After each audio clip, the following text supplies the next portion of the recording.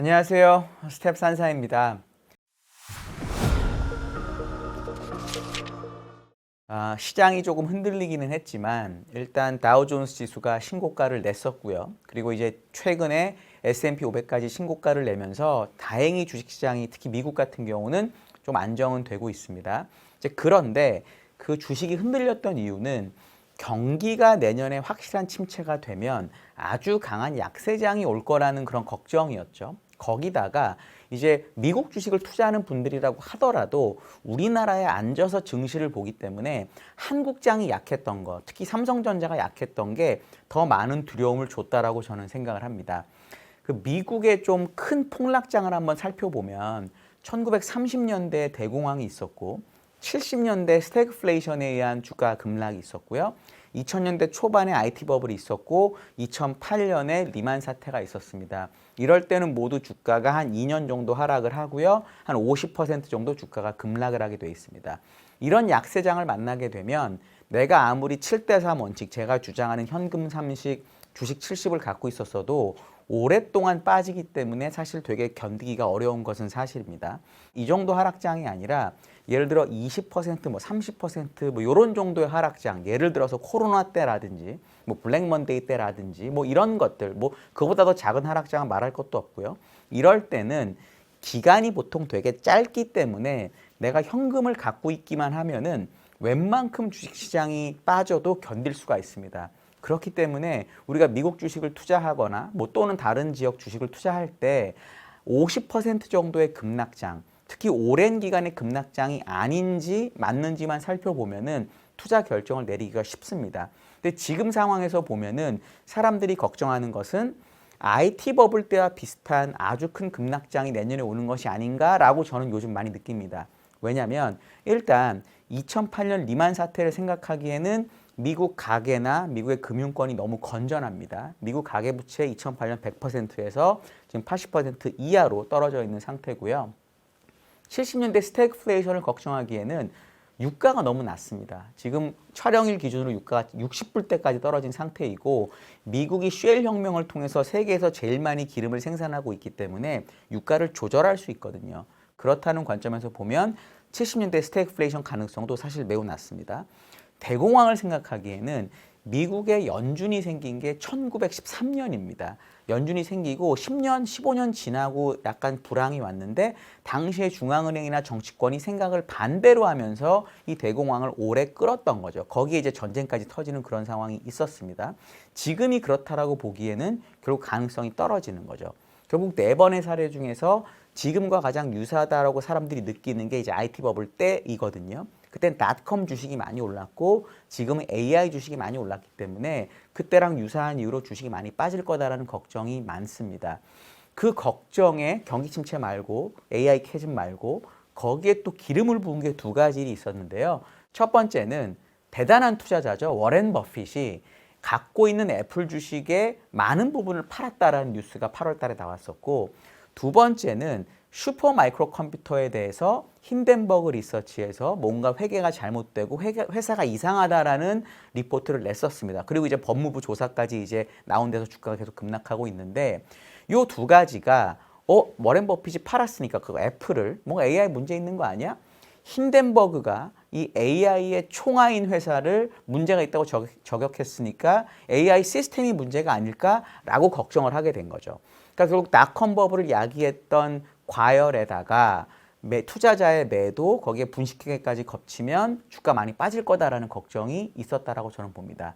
저는 이 두 가지에 대해서 좀 자세한 내용을 말씀드려 보려고 하는데 오늘 이 시간에는 이 워렌 버핏의 매도에 대해서 얘기를 해보려고 합니다. 왜냐하면 역사적으로 워렌 버핏이 언제 주식을 팔았고 언제 샀는지를 매년 워렌 버핏의 회사인 벅셔 해서웨이 재무제표를 보면 알 수 있거든요. 왜냐하면 거기에 보면 전체 유가증권 투자 중에 보유 중에서 주식이 얼마고 비주식이 얼마인지를 알 수 있습니다. 그러니까 주식을 팔아서 채권이나 현금을 갖고 있었다면 주식시장에 대해서 보수적으로 본다라는 거거든요. 그 숫자를 제가 1994년부터 한번 다 조사를 해봤습니다. IT 버블 때, 그 다음에 2005년부터 8년까지 강세장에서 이 대단한 투자자가 어떻게 했는지를 알면 우리가 이 사람이 팔면 진짜 어떻게 해야 되는지를 알 수 있는 거거든요. 결론은 뭐냐면 워렌 버핏도 결국 사람이더라라는 겁니다. 너무 몇십 년 동안 주식을 잘했고 이분을 저도 너무 존경하고 이 방법도 맞다고 생각을 하는데 이 사람이 팔면 무조건 고점이다라는 결과는 도출되지 않았다라는 거죠. 제가 90년대 얘기를 먼저 해드리면 만약에 이분이 IT 버블을 정말 정확한 타이밍에 맞춰서 주식을 팔았다고 하면 현금 비중은 99년, 2000년으로 갈수록 높아져야 정상입니다. 왜냐하면 주식이 99년에 정말 많이 올랐거든요. 근데 버크셔 해서웨이 재무제표를 한번 살펴보시면 그 당시에 현금 비중이 가장 높았던 해는 1998년입니다. 워렌 버핏이 보기에는 95년, 96년부터 주가가 계속 오르고 있는 상태였기 때문에 98년 정도의 밸류에이션도 충분히 비싸다. 특히 워렌 버핏은 버핏 지수라는 걸 좋아하는데 자기가 생각하는 수준 이상으로 올랐다라고 봤기 때문에 98년에 현금 비중이 그때 기준으로 가장 높았습니다. 근데 98년에 현금 비중이 가장 높았기 때문에 상대적으로 많이 올랐던 주식들을 덜 갖고 있었을 거잖아요. 그래서 99년의 성과를 보시면 그의 나스닥이 86%가 올랐고 S&P 500은 20%가 올랐는데요. 버크셔 해서웨이 주가는 22%가 하락을 했습니다. 매니저 입장에서 보면 1년에 10,000베이시스 포인트를 언더퍼폼 한다는 것은 매우 심각한 문제입니다. 물론 워렌 버핏에 돈을 맡긴 사람들은 장기적인 관점에서 맡겼을 거고 워낙 그 과거 30년 동안 잘했었기 때문에 뭐 큰 걱정은 안 했겠지만 매니저라고 하는 직업을 갖고 있는 윤리의식, 정신의식을 보면 되게 괴로웠을 거예요. 근데 이분이 진짜 대가라면 사실 99년에 주식을 더 팔고 그래도 내가 맞아라고 생각해야 정상인데 저희가 생각하기에는 어떻게 데이터가 나오냐면 놀랍게도 99년에 버크셔 해서웨이의 현금 비중이 떨어집니다. 무슨 얘기냐면 나는 너무 비싸다고 생각을 해서 98년에 주식을 좀 팔아놨는데 주가가 99년에 너무 많이 오르니까 견디지 못하고 주식을 샀다라는 거죠. 그러니까 정말 엄청난 과열이 있거나 우리가 주식을 이건 정말 너무 비싼데라고 느낄 정도가 되려면 워렌 버핏 같은 대가가 보기에도 비싸서 팔았다가 내가 뭐 잘못 봤나 봐. 다시 사야 될 것 같아. 라고 해야지만 IT 버블 정도의 과열이 된다라는 거죠. 그 다음에 2000년대에 중국이 투자를 많이 하면서 과열이 있었던 때는 어떻게 워렌 버핏 했는지 살펴보면 이것도 마찬가지인데요. 2008년이 주식의 고점이었기 때문에 만약에 진짜 정확하게 고점에서 주식을 많이 팔고 비싸다고 느꼈다면 현금 비중은 2004, 5, 6, 7, 8 올라가면서 늘었어야 정상입니다. 근데 버크셔 해서웨이 재무제표를 살펴보시면 이 버크셔 해서웨이 현금 비중이 가장 높았던 때가 언제냐면 2005년입니다. 34%였거든요.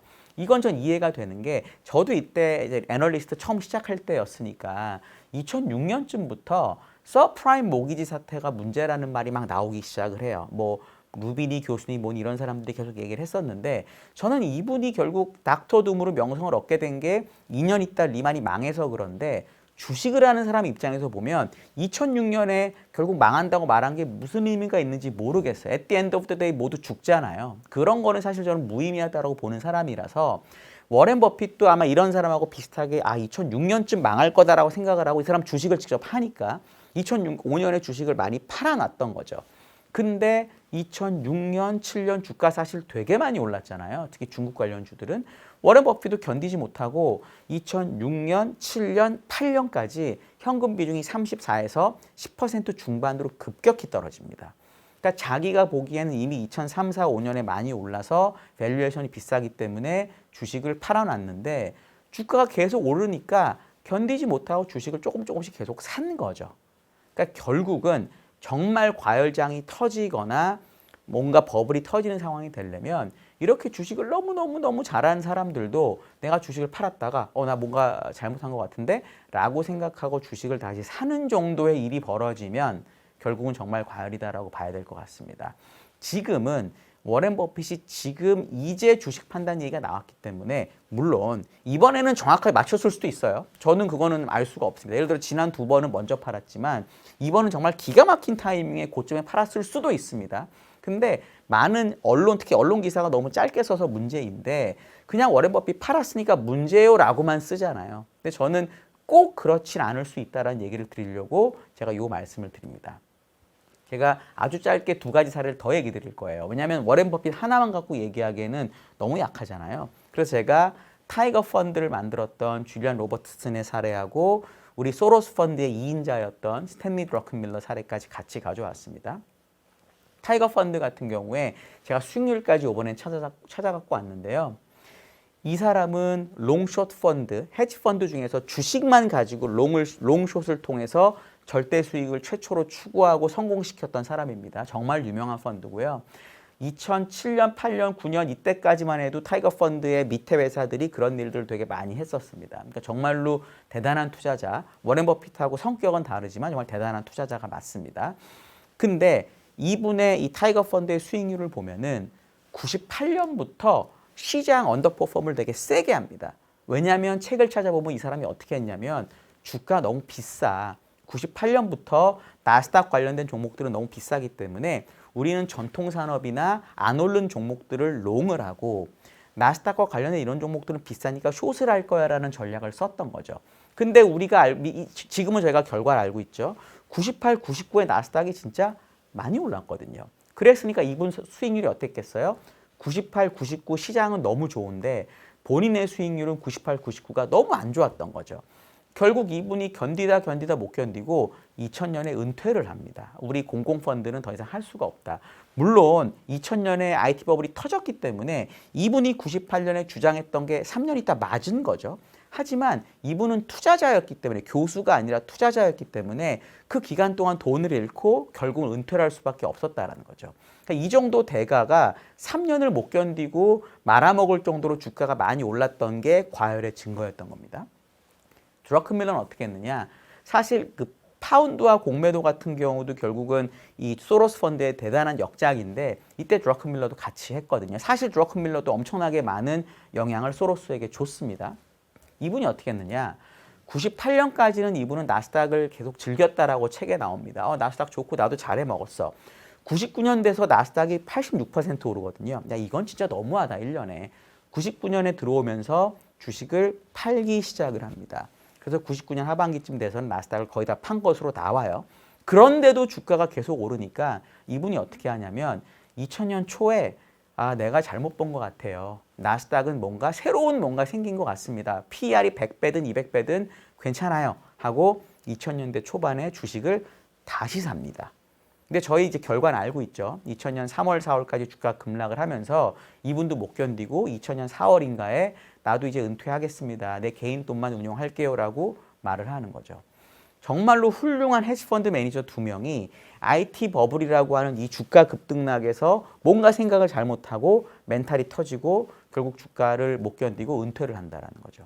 그러니까 우리가 워렌 버핏이 팔았다는 이번의 뉴스를 정말 잘하는 주식 투자자가 주식을 팔았기 때문에 뭔가 문제가 있다라고 생각할 수도 있고 이것도 맞는 말이라고 저는 생각을 해요. 그런데 이게 무조건 맞다라고 생각은 하지 말자라는 거죠. 왜냐하면 이런 투자자들도 다 사람이고 물론 저보다는 몇만 배 주식을 잘하는 사람이지만 저희 보시는 시청자분들보다도 주식을 더 잘하시겠지만 항상 맞는 것은 아니기 때문에 우리가 이 사람들의 얘기를 잘 참고는 하되 이렇게 되니까 무조건 이렇게 될 거야 라고는 생각하지 말자라는 거죠. 그래서 제 생각에는 IT 버블이 올 가능성, AI 버블이 올 가능성은 충분히 있지만 IT 버블기의 PER에 비해서 지금 훨씬 낮고 그때에 비해서는 아직 대기업들이 돈을 잘 벌기 때문에 지금 당장 IT 버블이 온다라고 기대하지는 말자는 게 제 생각입니다. 저는 여전히 이제 시간이 한 달밖에 안 남았지만 대선 전까지는 주식이 조금 더 좋다라고 생각을 하고요. 특히나 S&P 500마저 이제는 신고가를 냈기 때문에 다우랑 S&P 500이 신고가를 내면 나스닥이 신고가를 따라내는 경향이 많았거든요. 그래서 대선 전까지는 나스닥이 지금 고점 대비 3%까지 이미 올라온 상태이긴 하지만 나스닥이 고점을 가는 정도 그림으로 생각하시는 게 좋겠다. 그리고 대선이 끝나면 조정이 올 가능성이 매우 높은데 그 조정이 IT 버블 때 같은 50%짜리 조정은 아니고 한 10에서 15%, 15% 내외의 조정일 것이다 라고 저는 여전히 생각을 하고 있습니다. 그래서 그 관점에서 주식을 하시는 게 좋겠다라고 보고요. 다음 시간에는 제가 이제 슈퍼마이크로 컴퓨터 얘기를 좀 드리려고 해요. 이게 진짜로 AI 생태계를 까먹는 건지 엔론 사태랑 비슷한 건지 이 얘기를 드리려고 합니다. 혹시 오늘 이 워렌 버핏 매니저들 얘기 들으시고 궁금하신 거나 의견 있으시면 댓글 달아주시면 제가 꼭 답변 드리도록 하겠습니다. 감사합니다.